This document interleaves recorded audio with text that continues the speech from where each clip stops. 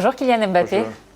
Ça y est, la Coupe du Monde 2026 démarre. Vous arrivez après une grosse saison, 50 matchs, 48 buts, 10 passes décisives. Comment ça va déjà, en forme, physiquement? Ouais, très bien, ça va très bien. Je suis très content d'être avec toute l'équipe, avec le groupe. C'est un moment important pour nous. On se prépare comme on peut.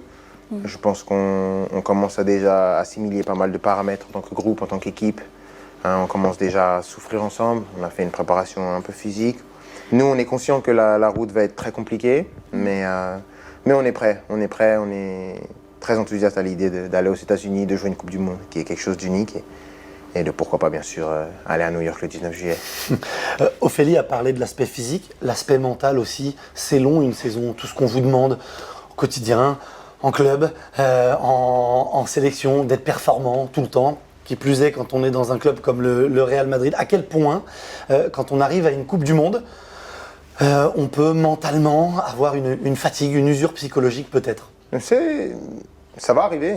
Je pense que dans les 2 Coupes du Monde que j'ai eu des moments où socialement j'étais carrément incompatible parce que tu restes enfermé 60 jours. Mais si c'était facile, tout le monde jouerait une Coupe du Monde. On sait qu'on fait partie d'une minorité de personnes, qu'on est considéré comme beaucoup de personnes qui vont nous supporter comme les meilleurs joueurs de notre pays. Donc ça, c'est un statut qu'il faut assumer, qu'il ne faut jamais oublier, dans les bons comme dans les mauvais moments. Et je pense que pour faire l'histoire, il faut souffrir.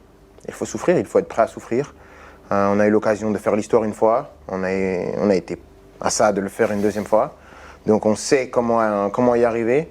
Maintenant, comme j'ai dit, toutes les équipes vont aller avec l'idée de faire l'histoire. Mais je pense qu'il n'y a aucune équipe qui doit avoir plus faim que nous. Voilà.